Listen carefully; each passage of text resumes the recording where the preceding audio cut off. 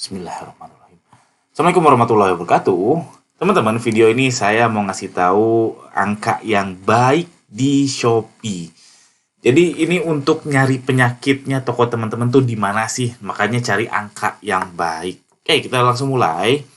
Jadi angka yang saya maksud itu adalah lebih ke rasio ya. Jadi rasio apa terhadap apa, lalu dibandingkan.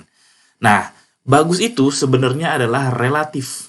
Jadi angka yang bagus itu sebenarnya relatif, nggak ada pastinya. Angka A itu bagusnya berapa, nggak ada yang pastinya. Nah, cuman masalahnya relatif terhadap apa? Makanya ada metode namanya benchmarking, alias membandingkan. Nah, membandingkannya itu bisa dua. Yang paling bagus ya, sekali lagi yang paling bagus itu membandingkan ke diri sendiri. Jadi misalkan rasio yang A minggu lalu berapa, minggu depan berapa, itu dibandingkan. Harus lebih baik, minggu ini harus lebih baik daripada minggu lalu, minggu depan harus lebih baik daripada minggu ini, dan seterusnya. Atau bisa benchmarking ke orang lain. Jadi lihat data orang lain, rasionya seperti apa, Anda lebih baik atau lebih jelek. Nah, video ini saya ngebahas yang ini, artinya Anda nge-benchmarking data Anda ke data saya, khususnya ke brand saya yang namanya Baju Yuli. Nah, dengan membandingkan ini Anda bisa lihat penyakit Anda di mana, dan bisa lihat, oh Anda berapa jauhnya sama yang Baju Yuli, berarti masalahnya di situ. Kalau Anda bisa lebih baik dari Baju Yuli, ya itu bagus. Oke, tapi sekali lagi intinya yang paling bagus itu membenchmarking ke diri sendiri, cek rasio-rasionya per minggu boleh, per bulan boleh, saran saya per minggu. Nah, di video ini saya hanya ngebahas tentang 4 rasio, yaitu CTR iklan, ROAS iklan, basket size, sama conversion rate. Oke, saya kasih lihat, jadi CTR iklan Baju Yuli itu di 2,53%. Jadi ini iklannya jalan 31 bulan terakhir itu rasio CTR nih, persentase kliknya adalah 2,53%. Mau pencarian atau produk serupa itu kurang lebih sama ya. Pencarian 2,6, iklan produk serupa itu 2,45. Lalu ROAS iklannya Baju Yuli itu di semua iklan nih ya. Nah, ini ROAS iklannya biaya sebulan lalu ini ya. Keluar 23 juta, penjualannya 260, jadi sekitar 12. Basket size. Nih, basket size lihatnya di mana? Di bisnis saya, penjualan dan layanan, lalu di sini ada tulisan penjualan per pembeli. Ini artinya adalah rata-rata per pembeli itu ngeluarin berapa sih untuk belanja ke toko Anda. Baju Yuli itu di 100 ribuan.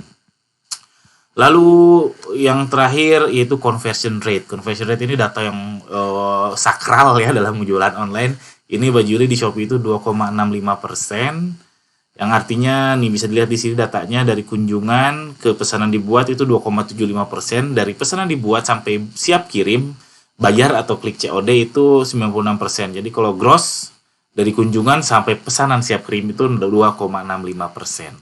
Nah, ini data saya 2,53, 12, 100 ribu sama 2,65. Nah, kalau teman-teman cek, kalau teman-teman di bawah angka ini nih CTR iklannya, kemungkinan besar penyakitnya adalah di gambar sama harga. Mungkin harganya kemahalan atau gambarnya kurang menggugah untuk diklik.